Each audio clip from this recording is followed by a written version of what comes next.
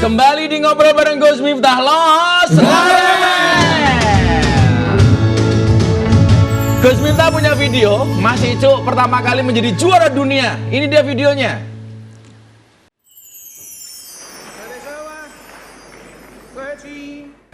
Mas, komen ini Mas. Jadi ini momen waktu di Denmark. Jadi di sini pertama kali digabungkannya dua badan dunia. Jadi IBF dan BWF. Pernah nyangka nggak Mas jadi juara dunia itu? Saya nggak pernah bermimpi, tapi saya punya tekad saja ingin menjadi orang sukses. Tetapi pas pada saat 2 minggu menjelang saya berangkat ke kejuaraan dunia, keyakinan untuk saya naik podium itu begitu besar. Karena pada saat itu saya tentu saja kan ada bekal saya apa untuk saya bermimpi bertekad seperti itu, karena pada saat itu saya mampu lari siang hari di stadion utama 75 putar setiap hari, dan saya setiap hari sit up 400 kali. Dan saya punya foto nih bersama sahabat di Piala Thomas 84. Kita lihat fotonya. Nah, ini dia. Kenangan bersama sahabat-sahabat seperjuangan pada saat merebut Piala Thomas tahun 84 di Malaysia. Ada kenangan apa Mas?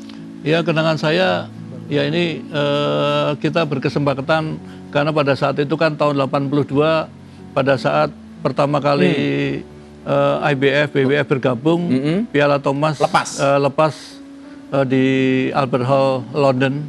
Nah ini tahun 84 alhamdulillah kita mampu merebut kembali dari China itu. Dan saya punya video nih, Piala Thomasnya Mas Icuk ini.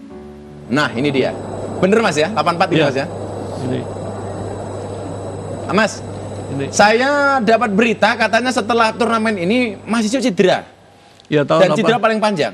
Betul, saya tahun 84 itu menjadi ujian saya, karena pada saat saya latihan di Hall C Senayan, kelingking di samping saya itu patah. Yang kiri kanan Mas? Di kiri. Patah? Patah, jadi tulangnya itu langsung meleset begitu. Sampai berapa bulan itu? Hampir 4 bulan. Dari hampir 4 bulan terus saya pernah pergi ke salah satu rumah sakit di Jakarta Selatan, dokter ortopedi memerintahkan untuk operasi. Terus saya minta waktu 1 minggu karena kalau operasi itu kan pasti pasang pen. Nah kalau pasang pen otomatis peluang saya main sangat kecil. Akhirnya saya ya hari-hari saya lalui. Ya, katanya sembuhnya bukan dari dokter Mas? Betul, saya alhamdulillah pada satu sore hari ada kawan saya menyampaikan mau nggak pergi ke Bandengan Selatan. Di sana ada orang yang dia dengar dari berita katanya saya sakit. Nah kalau saya mau, dia mau bantuin. Dan dibawa ke sana? Iya, terus akhirnya sore hari itu saya pergi ke Bandengan Selatan. Sembuh Mas? Hari ketiga saya sudah bisa jogging. Luar biasa, cuma dulu selus.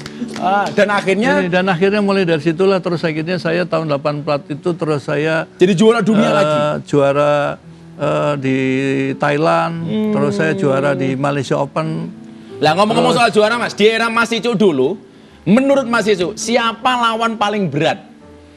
Jangan saya loh Mas, jangan saya. Ya,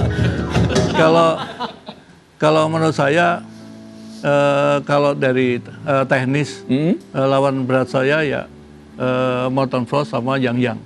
Saya main 10 kali, saya pertandingan yang ke-10 baru menang. Dan itu membuat lapangnya hati saya karena saya merasa saya tinggalkan lapangan bulu tangkis itu dan saya pensiun. Itu saya merasa tidak ada satu pemain pun di seluruh dunia yang tidak bisa saya kalahkan. Kalau dari pengamatan Mas Icuk, lawan terberat Indonesia saat ini dari negara mana Mas? Kalau dulu kan peta kekuatan kan China, Indonesia, Malaysia, Korea, Denmark. Nah tapi sekarang kan merata, sudah Mas, ya? hampir semua merata. Karena ya tadi. Apa lo nanya-nanya? mau nanya ke Om Icuk. Oh, kalau mau nanya juga. Iya, gantian ya. Ah, enggak. Kan band kepo. Kamu kemas-mas, ini udah sepuh ya 59 kamu emas. Manggilnya Om ya. Emangnya menikah sama tante lu? Salah lagi.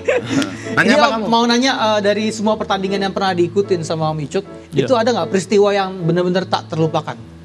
Ya, yang saya merasa ini ya di pertandingan kejuaraan dunia itu. Kejuaraan dunia itu kan saya berangkat aja disangsikan kalau kita akan memenangkan kejuaraan dunia. Dan ternyata malah menang, Mas ya? Iya, terus yang kedua saya mencapai juara itu mulai dari perempat final itu kaki saya sudah mulai dari berair, terus masuk semifinal itu menjadi darah matang itu, terus finalnya itu saya bertarung dengan Lim Soo-king itu telapak kaki saya itu udah bernanah. Dan nggak menyerah? Iya, dan karena kenapa semua itu bisa saya kalahkan karena kapan lagi dalam usia 20 tahun saya bisa membuktikan saya bisa juara dunia.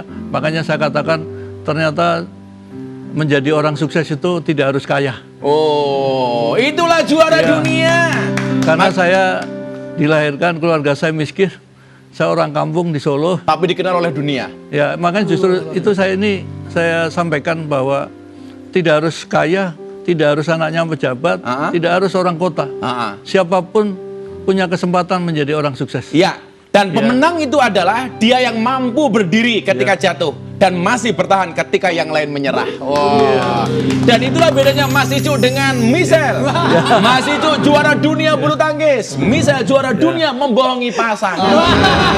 Semua yang kita lakukan ini kan hanya sebuah perjalanan ini saja, tapi endingnya kan bagaimana kita mencapai surga. Oh, luar biasa.